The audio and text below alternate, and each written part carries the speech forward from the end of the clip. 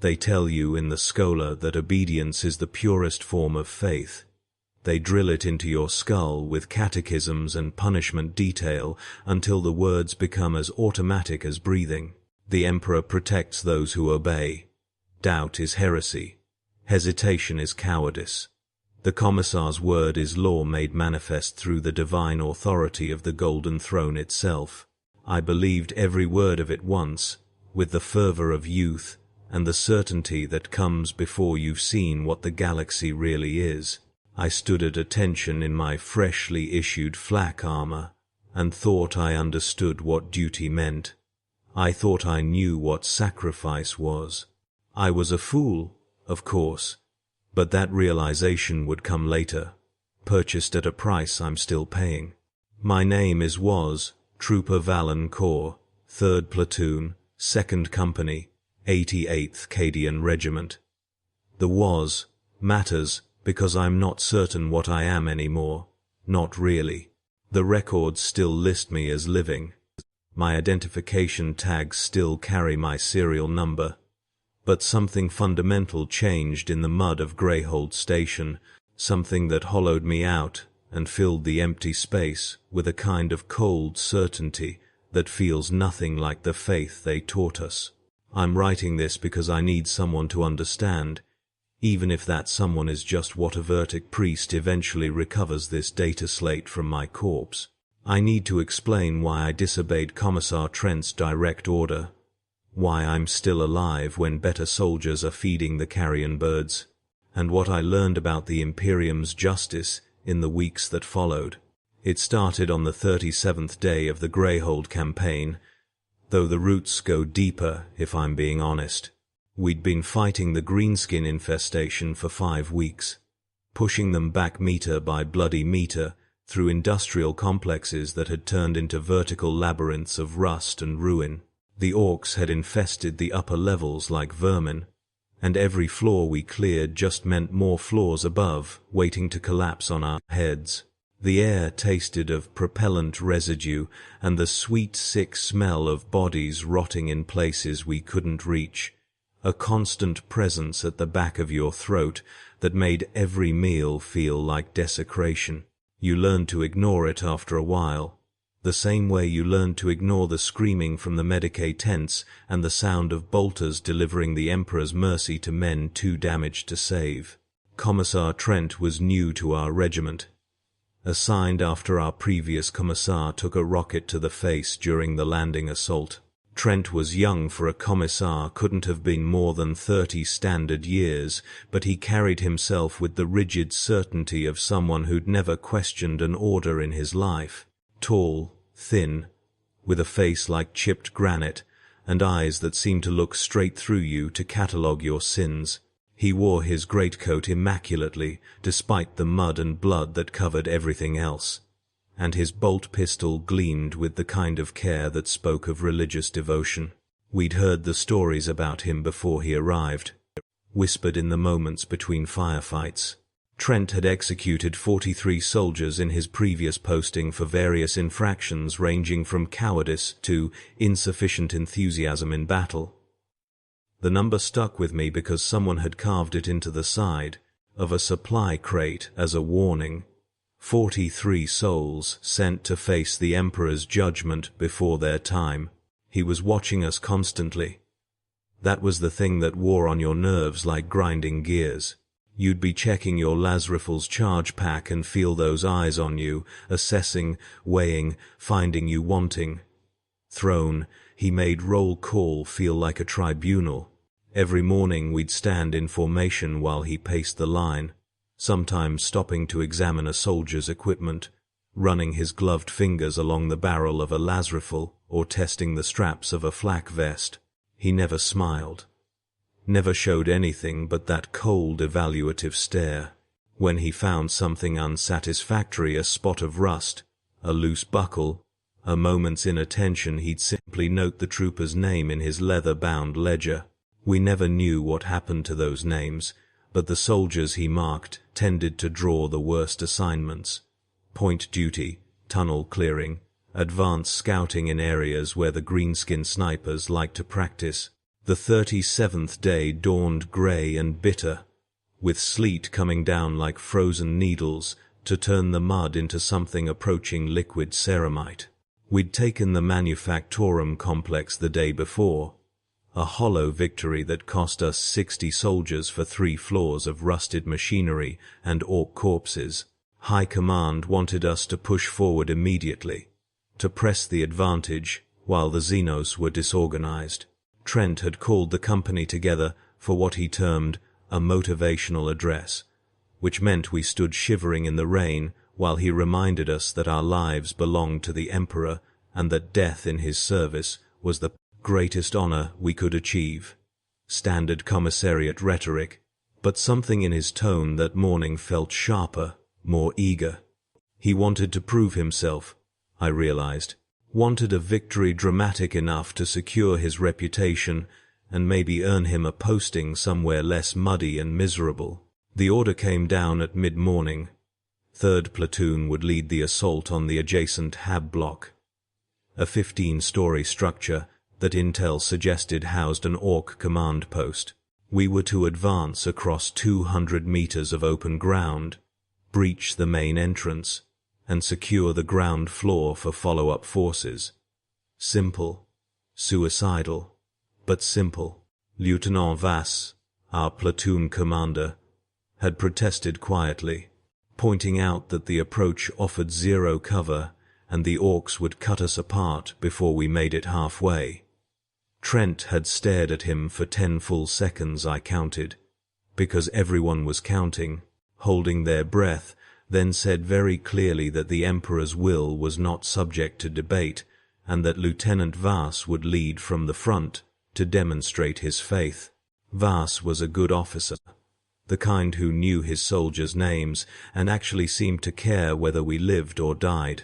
He'd joined us fresh from officer training on some civilized world I couldn't pronounce, full of tactical theory and genuine idealism, and somehow 3 years of grinding warfare hadn't completely crushed it out of him. He'd learned to be hard when necessary, to make the calls that left soldiers dead, but he never stopped seeing us as people, rather than ammunition. When he looked at the Hab block and then back at our platoon, I saw something break behind his eyes. He knew we were being spent, used up like Lascelles in an extended firefight. And there wasn't a damned thing he could do about it except die alongside us. We formed up in the staging area, 43 soldiers that number again, like the universe had a sick sense of humor checking gear with the mechanical precision that comes from repetition and dread. My Lazaraful felt heavier than usual, or maybe I was just tired, worn down by weeks of interrupted sleep, and the constant low-grade terror that settles into your bones during extended combat operations. Next to me, Corporal Dresch was muttering prayers under his breath, the same litany he repeated before every engagement. The Emperor protects, the Emperor provides, the Emperor knows my name. I'd heard it so many times I could mouth along. On my other side, young Trooper Malik looked about ready to vomit, his face pale beneath the grime, and his hands shaking as he checked his charge packs for the 3rd time. First real assault for him. Most of us remembered that feeling, the way your stomach turned to water and every sound became painfully sharp. Commissar Trent moved through our formation like a scythe through wheat, his bolt pistol drawn and resting against his shoulder in casual readiness. He stopped beside Lieutenant Vass at the front of the formation and said something too quiet for the rest of us to hear. Vass went even more rigid than before, if that was possible, and gave a single sharp nod. Then Trent turned to address us all, his voice cutting through the industrial clatter and distant gunfire with parade ground clarity. "Soldiers of the 88th, he began, and I felt myself stand straighter despite everything because that voice carried authority like a physical weight. Today you will demonstrate the superiority of disciplined faith over Xenos savagery. The greenskin filth ahead believe their numbers and brutality make them invincible. You will educate them otherwise. You will advance at steady pace, you will maintain formation, and you will not under any circumstances break ranks or retreat. Those who show cowardice will be executed on the spot as an example to their fellows. Those who demonstrate faith will find glory in the Emperor's service. There is no middle ground. You serve, or you die. Often both. Platoon, prepare to advance. That was when I noticed the servo skull hovering above Trent's left shoulder, its recording augmetics whirring softly as they tracked across our faces. He was documenting this, I realized with a chill that had nothing to do with the sleet. Whatever happened in the next hour would be preserved in perfect detail for review by his superiors. Our deaths would be catalogued, analyzed, perhaps even used in training materials. The thought carried a particular horror that the prospect of actual death somehow lacked the idea that our last moments would be replayed, dissected, reduced to tactical data points and cautionary examples. The Voxcaster squawked, some garbled communication from company command, and Lieutenant Vass raised his hand in the preparatory signal. Around me, soldiers whispered final prayers or checked weapons one last time. The air smelled of ozone and fear sweat, sharp and acidic. My heart hammered against my ribs, hard enough that I worried the soldiers next to me could hear it. Thrown. I was terrified. Not the clean fear of sudden combat, but the grinding dread of walking into certain death because someone with a fancy hat and a bigger gun said you had to. This was what they meant when they talked about duty, I thought. Not glorious charges and heroic last stands, but this. Standing in the rain, knowing you're about to die, and stepping forward anyway because the alternative is a bolt round to the skull. Platoon. Advance. Vass's voice cracked slightly on the second word, and then we were moving, stepping out from behind the Manufactorum's partial cover into the killing ground beyond. The open space stretched before us like a vast grey mouth. 200 meters of mud and rubble with no cover worth mentioning except a few scattered pieces of wreckage that wouldn't stop a stub around, let alone orc shooters. The hab block loomed ahead, its windows dark and promising, and I knew we all knew that those windows were full of greenskins tracking our advance with weapons ready. We made it 20 meters before the shooting started. The sound hit like a physical blow, the distinctive roar of orc weapons mixed with the deeper thunder of heavier guns we hadn't known were there. The air turned into a solid wall of rounds and tracers, and the soldier directly ahead of me, Trooper Harron, who'd served for 8 years and survived 4 campaigns, came apart in a spray of blood and screaming. His body didn't even hit the ground before the soldier behind him went down clutching his throat. Then someone else, then 3 more, in quick succession, the formation dissolving into chaos as people tried to find cover that didn't exist or threw themselves flat in the mud on instinct. Hold formation. That was Trent's voice, amplified somehow, cutting through the gunfire. Any soldier who breaks ranks will be shot. Advance at steady pace. It was madness. Absolute Emperor-damned madness. But we advanced because the alternative was immediate death instead of probable death, and the human mind will always choose probable over certain. I kept my head down and my legs moving, stepping over bodies and parts of bodies. My las rifle clutched tight enough that my knuckles ached. Beside me, Corporal Dresch took a round through the shoulder and kept walking, blood streaming down his arm, his lips still moving in prayer. Young Malik was crying, tears cutting tracks through the grime on his face, but his legs pumped steadily forward. Lieutenant Vass led from the front as ordered, his chainsword held high in some futile gesture of defiance, and somehow he wasn't hit, wasn't touched, as if the universe wanted him alive to witness what happened next. We'd covered perhaps 50 meters when the real trap sprang. The ground to our left erupted as a crude orc bunker's camouflage fell away, revealing heavy bolters and what looked like a salvaged autocannon, all of it oriented to enfilade our formation. Someone screamed a warning, but the sound was lost in the thunder as the heavy weapons opened up at point-blank range. The effect was catastrophic.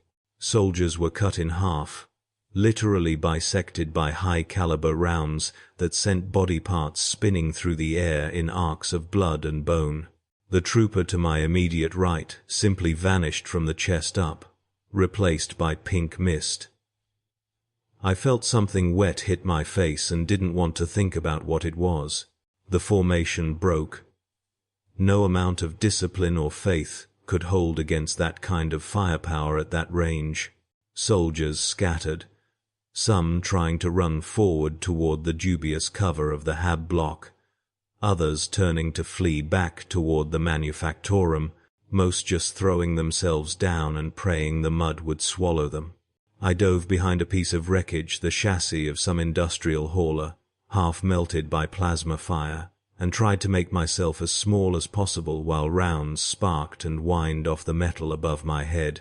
My breath came in ragged gasps that hurt my throat, and my hands shook so badly I nearly dropped my las rifle. Around me, the air was full of screaming, the wounded crying for help, for Medicaid, for the Emperor, for their mothers. The sound burrowed into my skull like a parasite. I risked a glance around the wreckage and immediately wished I hadn't. The open ground behind us looked like an abattoir. Bodies and pieces of bodies scattered in rough lines that marked where the killing had been thickest. Maybe 15 soldiers were still moving, either wounded or pinned down like me, and the orcs were already advancing from the hab block, their hulking forms moving with the terrible confidence of predators who've cornered prey.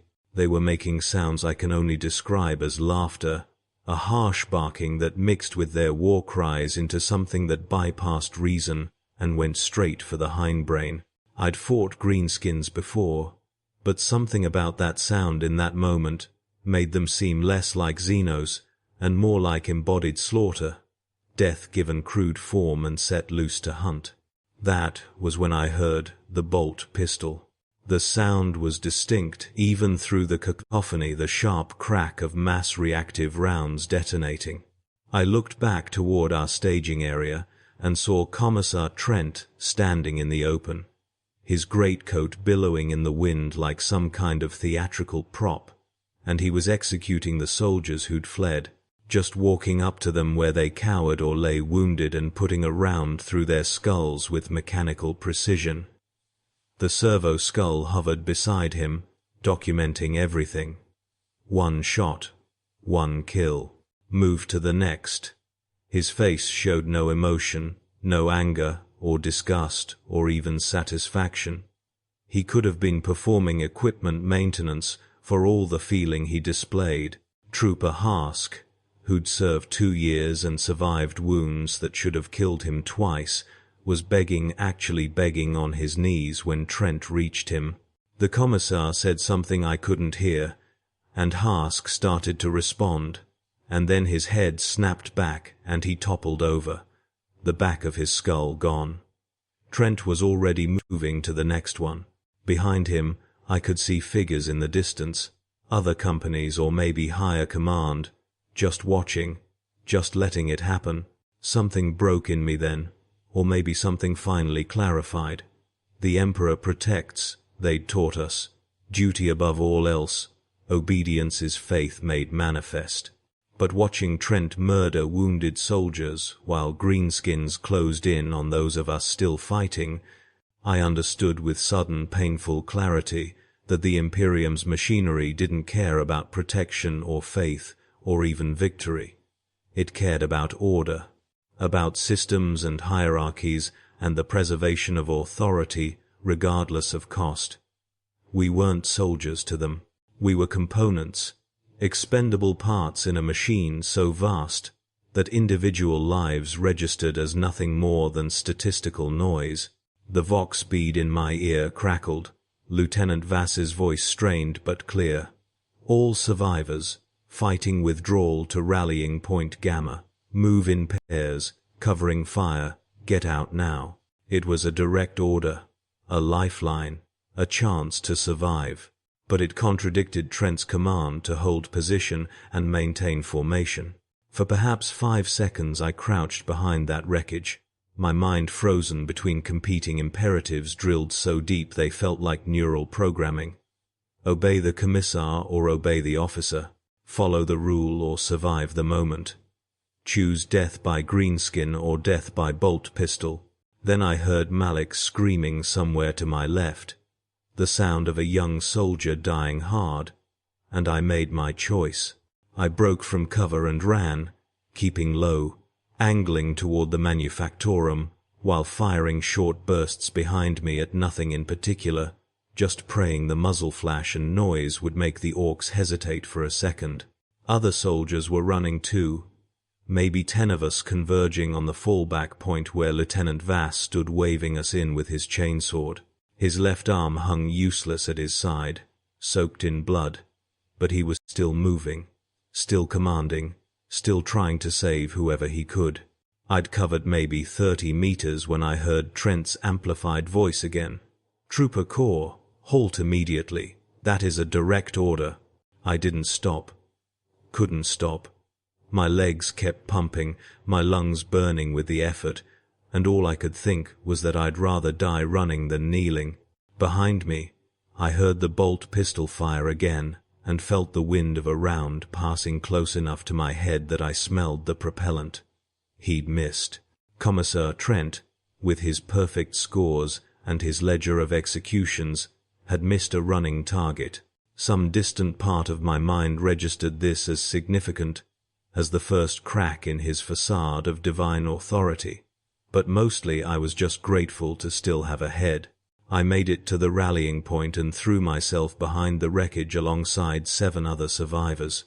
Lieutenant Vass was checking faces, counting, his expression growing more haggard with each missing soldier accounted for. Of the 43 who'd advanced, 9 of us remained mobile. 9. The rest were dead, wounded beyond recovery, or executed for the crime of trying to live. The mathematics of it felt obscene, like something that should break natural law. "Sir, Trent's going to," I started to say, but Vass cut me off with a sharp gesture. "I know," he said, and his voice carried a weight of acceptance that chilled me worse than the sleet. "I know what he's going to do. Get to the Medicae station, all of you. That's an order. I'll handle the Commissar." We stared at him, understanding what he meant, what he was planning to sacrifice. Before anyone could protest, the orcs reached our position, and the world devolved into close-range chaos. I fired my las rifle on full automatic, burning through charge packs, while greenskins roared and charged and died, their mass and momentum carrying them forward even as las bolts burned through flesh.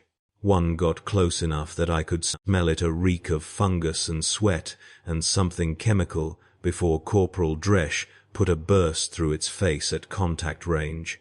The noise was indescribable, a wall of sound that turned thought into pure reaction. I don't know how long we fought. Time stopped meaning anything beyond the next target, the next charge pack, the next breath.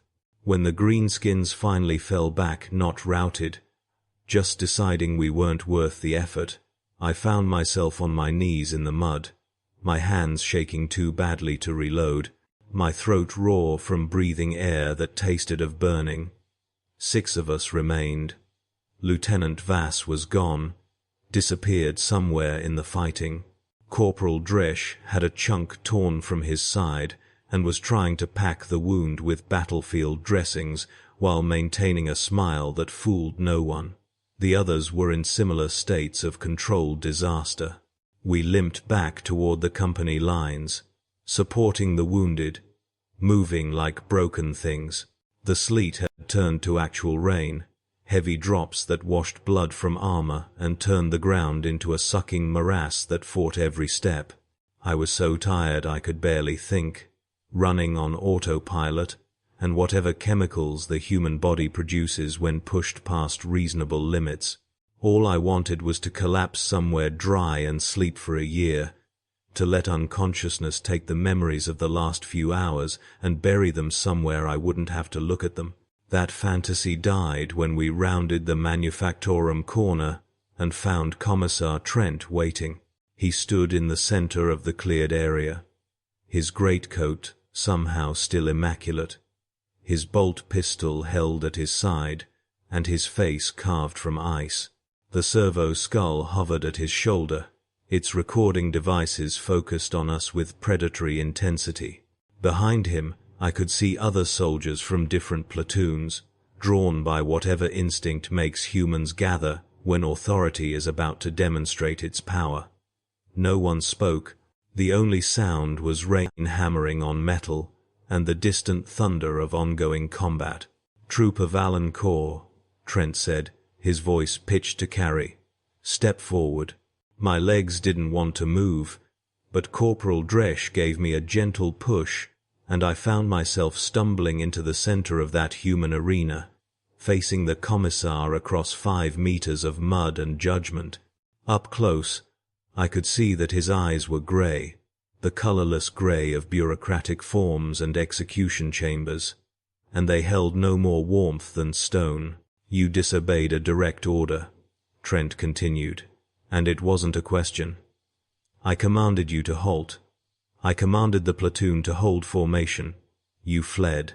You demonstrated cowardice in the face of the enemy. The penalty for this is immediate execution. Do you dispute these facts? I should have begged, should have thrown myself on his mercy, or appealed to the Emperor's judgment, or done something to save my skin. Instead, I heard myself saying, 'No, sir, I don't dispute it.'" Something flickered in his expression, surprise, maybe, or disappointment that I wasn't going to make it interesting.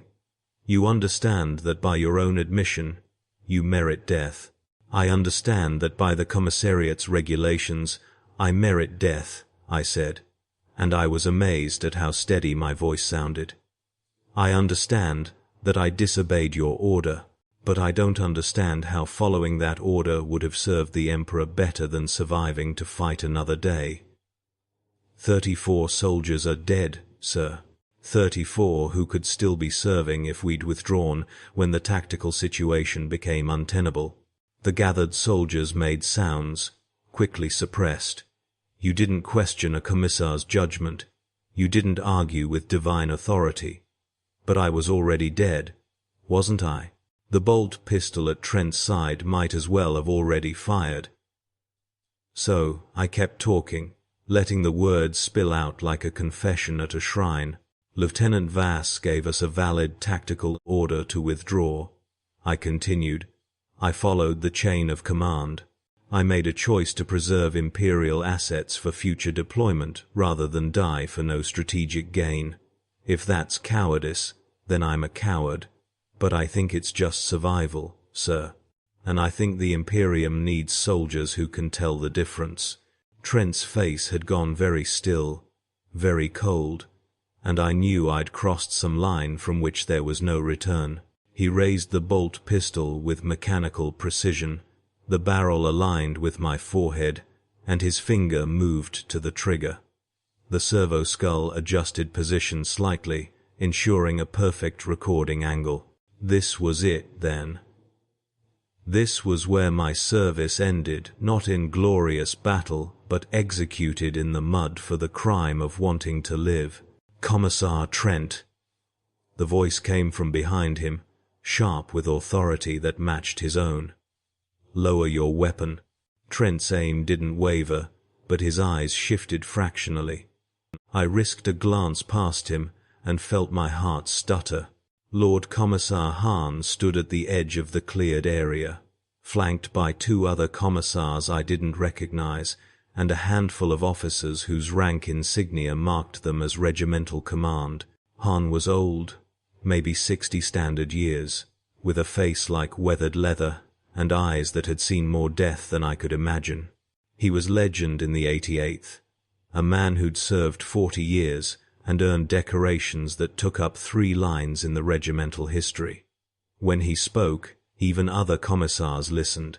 "Lower your weapon," Han repeated, moving forward with the careful deliberation of someone who doesn't need to rush because authority precedes them like a bow wave. "Now, Commissar." Trent's pistol lowered, but slowly, reluctantly, and the expression on his face was pure frustrated rage. The servo skull continued recording, capturing everything. Han walked past Trent without looking at him, stopping directly in front of me. His eyes searched my face for a long moment, reading things I couldn't begin to guess at. "What's your name, soldier?" he asked quietly. "Trooper Valancourt, sir. 3rd Platoon, 2nd Company." "And why are you still alive, Trooper Corps?" The question was a trap, had to be. But I'd already committed to honesty as my only defense.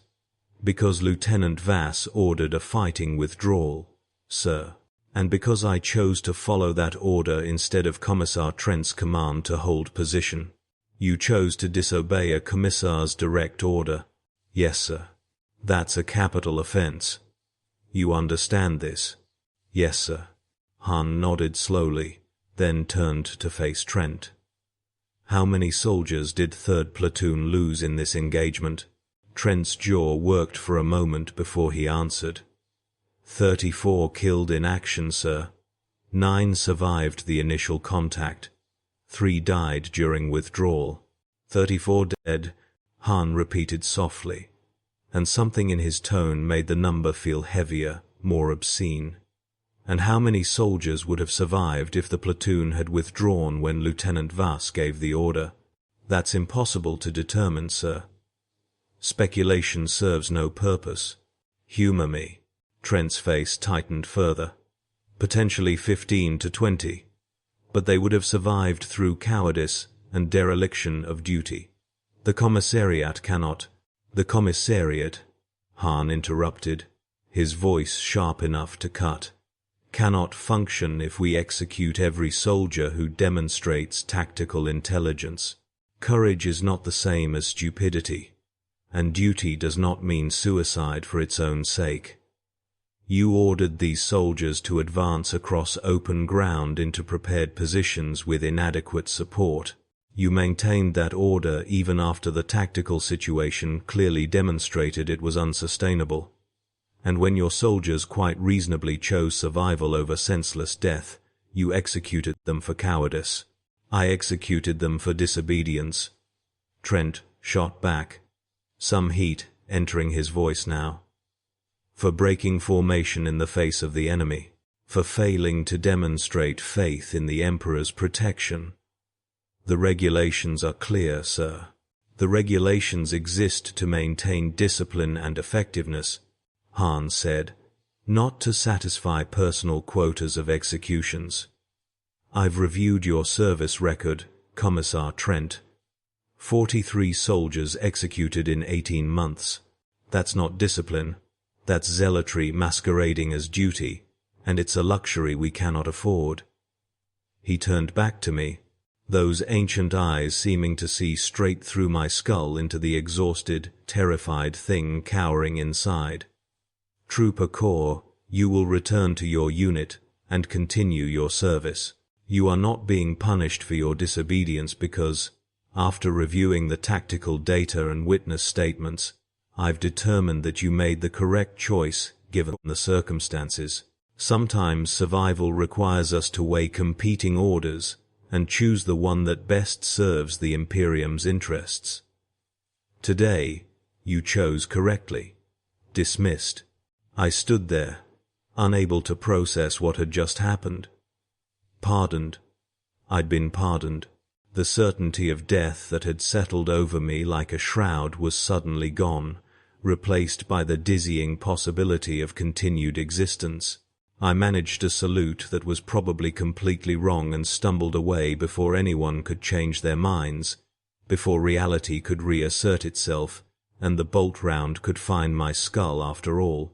Behind me, I heard Han speaking to Trent in a voice too low to make out the words, but the tone was unmistakable fury wrapped in formal military courtesy, the kind of dressing down that ended careers.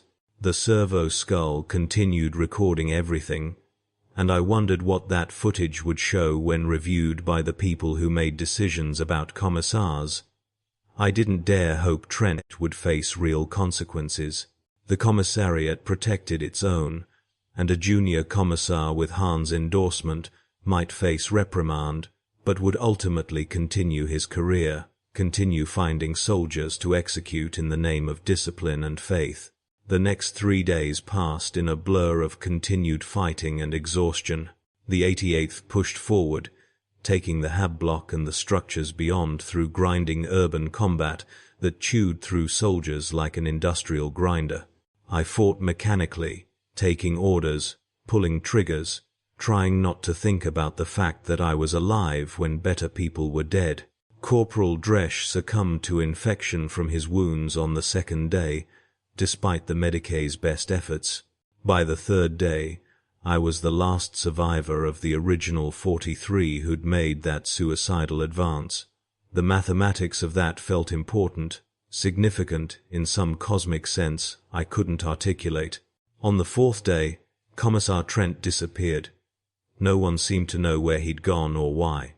The official word was reassignment, but reassignment usually came with ceremony and formal orders, not silent evacuation in the middle of the night. Rumor suggested Lord Commissar Hahn had arranged for him to be transferred to a penal legion, posting a career death sentence that meant Trent would spend the rest of his service overseeing condemned criminals on suicide missions. Justice, of a sort, though it felt hollow. The soldiers he'd executed remained dead, and the footage from his servo skull remained in official archives, their last moments preserved as data points in someone's report. I should have felt relief at his departure, but instead I felt nothing. Hollow, used up. The fear and outrage that had sustained me through the confrontation had burned out, leaving only ash and questions. I kept replaying that moment when I'd chosen to disobey, kept examining it from every angle, trying to understand what it meant. They'd taught us that obedience was faith, that doubt was heresy, that the Emperor's will flowed down through the chain of command with divine authority. But if that was true, then why had disobedience saved my life? Why had choosing survival over blind faith been the correct decision? The answer came to me slowly, piece by piece, assembled from scraps of realization during the quiet moments between firefights. The Imperium's machinery ran on a contradiction it couldn't acknowledge. It demanded absolute obedience while simultaneously requiring soldiers to make independent decisions in the chaos of combat. It preached that authority was divine while promoting based on demonstrated competence. It claimed every life was precious in the Emperor's service, while spending those lives like water. The system worked barely, grotesquely, but it worked, not because everyone obeyed perfectly, but because enough people made pragmatic choices that kept the machinery functioning despite its internal contradictions. Commissar Trent had embodied the ideology perfectly, taking the rules to their logical conclusion without the flexibility required to actually maintain an effective fighting force. He'd seen soldiers as components to be disciplined, not humans to be led, and in doing so, he'd revealed the fundamental truth they didn't teach at the Schola. Faith without intelligence was suicide, and the Imperium, for all its rhetoric about divine authority, ultimately valued results over obedience. Lord Commissar Hahn had saved me not because I was right in some moral sense, but because executing me would have sent the wrong message to the rest of the regiment, would have suggested that survival was punishable, that soldiers should seek death rather than victory. The irony was suffocating. I'd disobeyed to survive, and survival had taught me that disobedience was sometimes necessary for the very system that demanded obedience. The price for learning this wasn't execution or punishment, but rather the burden of knowledge I couldn't unlearn. Every order I received from that point forward carried an asterisk, an implicit caveat. Obey unless obedience means suicide. Follow unless following means failure. Have faith unless faith means death. They'd broken something fundamental in me, replaced simple certainty with complex calculation, and I suspected this was itself a form of execution, slower, more subtle, but just as final. We won the battle for Greyhold Station 3 weeks after that initial disastrous assault. The Greenskins were eliminated or driven off, the structures secured, and the planetary governor declared a great victory for the Emperor's faithful. Our regiment was commended, decorated, and promptly shipped to our next deployment with half our original strength and twice our exhaustion. I received a medal for valor, pinned on by some general whose name I didn't catch and don't remember. The citation mentioned my exemplary conduct under fire and my steadfast faith in the Emperor's protection. It didn't mention disobedience or survival or the 43 soldiers who died following orders I'd refused. I wear it on my dress uniform when required and try not to think about what it represents.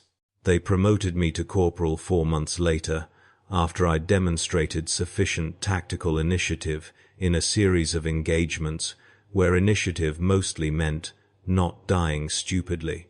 With the promotion came responsibility for younger soldiers, troopers fresh from training, who looked at me with the same naive faith I'd carried before Greyhold Station.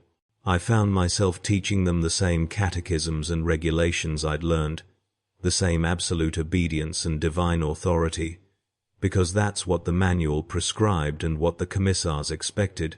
But in the quiet moments, when it was just us and the endless downtime between battles, I added the lessons the manual didn't include. I taught them to read terrain and assess enemy positions, taught them to understand the difference between suicidal and aggressive, between brave and stupid, taught them that sometimes you had to make choices between competing orders, between formal authority and practical survival, and that making those choices didn't mean you'd abandoned faith, just that your faith was flexible enough to include preservation of imperial assets, namely yourself. I never said it explicitly, never crossed the line into anything that could be labeled sedition, but I made sure they understood that blind obedience could kill them faster than enemy fire. Some of them grasped what I was teaching. Others didn't, and died following orders that should have been questioned. Each death felt like a personal failure, evidence that I wasn't teaching clearly enough, or that the system was too powerful to resist. The survivors learned to watch their officers' faces, and read the hesitation that meant bad orders, learned to time their communications failures and equipment malfunctions to occur when obedience meant certain death, learned the art of appearing to obey while making tiny individual decisions that collectively kept squads functional and soldiers alive. This is what's become of the faith they taught me in the Scholar. I still pray to the Emperor each morning and evening, still believe, in some fundamental way, that the Imperium represents humanity's best hope against the darkness beyond. But my faith has been tempered by pragmatism, alloyed with the understanding that the Emperor's protection often looks like intelligent disobedience rather than blind trust. I don't know if this makes me a better soldier or a worse one. I know it makes me a more complicated one, carrying questions that have no clear answers and memories that don't fade. Commissar Trent's replacement was an older woman named Kaita, 20 years service, who'd seen enough warfare to understand the difference between discipline and murder. She watches us carefully but not constantly, and when she corrects behavior, it's usually with field punishment rather than bolt rounds. Under her supervision, our company's efficiency has improved markedly. Fewer casualties from preventable stupidity, better tactical coordination, higher morale. She's never explicitly acknowledged what happened with Trent, but sometimes I catch her watching me with an expression I can't quite read. Assessment, maybe, or recognition, as if she's seen this transformation before in other soldiers, watched them learn the same uncomfortable lessons about authority and survival. There are still soldiers who follow orders without question, who believe every word of the Imperial Creed with untainted fervor. I envy them sometimes, in the way you might envy someone who's never had their illusions shattered. They sleep better than I do. Don't wake in the night seeing Trooper Hask begging on his knees, or hearing young Malik's screams as the orcs dragged him down. Don't carry the weight of knowing that 34 soldiers died following orders. I refused. Their faith is pure, uncomplicated, and it probably makes them more effective in certain situations, the kind where blind courage is actually what's needed, rather than tactical calculation. But they're also more likely to die stupid deaths, following commissars like Trent into killing grounds, because they can't conceive of the possibility that authority might be wrong. And when I weigh my complicated survival against their simple obedience, I know which I prefer. Prefer to live with questions than die with certainty. Prefer to carry the guilt of disobedience than the peace of blind faith. The Emperor may judge me for this when my service finally ends, but I suspect he has bigger concerns than one corporal's crisis of confidence. We're currently deployed on a world whose name I won't record, fighting an enemy I won't specify, in a campaign that may last months or years depending on how the strategic situation develops. The patterns are familiar: advance, secure, consolidate, repeat. Soldiers die, others take their places. The machine grinds forward, lubricated with blood, and maintained through violence. I do my job, lead my squad, follow orders when they make sense, and find creative ways to interpret them when they don't. So far, this approach has kept most of my soldiers alive, which I count as success measured by the only metric that really matters. Last week, a new commissar arrived to inspect our company. Young, fresh from training, with that familiar gleam of absolute certainty in his eyes, and a leather-bound ledger already filling with names. I watched him move through the ranks during morning formation, testing equipment, noting infractions, and felt a weary recognition settle over me like old armor. Here we go again, I thought. Another zealot who thinks discipline equals body count, another true believer who hasn't learned that the Imperium runs on controlled chaos rather than perfect obedience. He stopped in front of one of my soldiers, Trooper Ven, 17 standard years, 6 weeks in the regiment, and examined his Lazarafal with theatrical disgust. This weapon shows signs of inadequate maintenance, the Commissar announced loudly enough for the entire formation to hear. Dirt in the charge coupling, corrosion on the barrel housing, completely unacceptable. What is your name, Trooper? Ven went white, stammering out his identification while the Commissar made a show of recording it in his ledger. The symbolism was clear. This would not be forgotten. This soldier was now marked for special attention. Around me, other soldiers tensed, recognizing the pattern. This was how it started. The first mark, the first name, the beginning of the process that led to excessive detail assignments and, ultimately, to executions for accumulated minor infractions. I stepped forward before I could think better of it, moving out of formation without permission, and heard Commissar Kiter make a soft sound of warning from somewhere to my left. The new Commissar's eyes snapped to me, irritation flashing across his face at the breach of protocol. "Corporal?" he said, voice cold. "My fault, sir," I said, keeping my tone neutral and professional. I assigned Trooper Ven to overnight sentry duty before he could complete post-patrol maintenance. The weapon condition is my responsibility as squad leader. It wasn't true Ven had just been lazy, but the lie came easily, automatically. If there's punishment due, it should fall on me, not the trooper. The Commissar stared at me for a long moment, his hand resting on his bolt pistol, in what might have been unconscious threat or deliberate theater. Around us, the formation held its collective breath, waiting to see if this would escalate into something worse. Finally, after a silence that felt like years compressed into seconds, he made a notation in his ledger and moved on without another word. Later, after the formation dismissed, Commissar Kaiter found me checking supplies in the quartermaster tent. She didn't say anything for a while, just watched me work with that same unreadable expression she sometimes wore. When she finally spoke, her voice was quiet enough that no one else could hear. "You're taking a risk, Corporal Core," she said, "drawing that kind of attention, making yourself a target." "Someone has to, sir," I replied, not looking up from the inventory slate. "Someone has to show the younger soldiers that they're not just ammunition to be expended.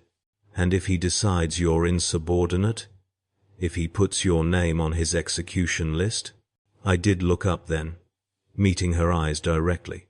"Then, he'll have to explain to you why he's executing one of your most effective NCOs for taking responsibility for his squad's discipline. And you'll have to explain it to Lord Commissar Hahn, who's still reviewing reports from Greyhold Station." Kaiter's mouth twitched in what might have been amusement or might have been resignation. "You've learned dangerous lessons, Corporal." "I've learned necessary ones, sir."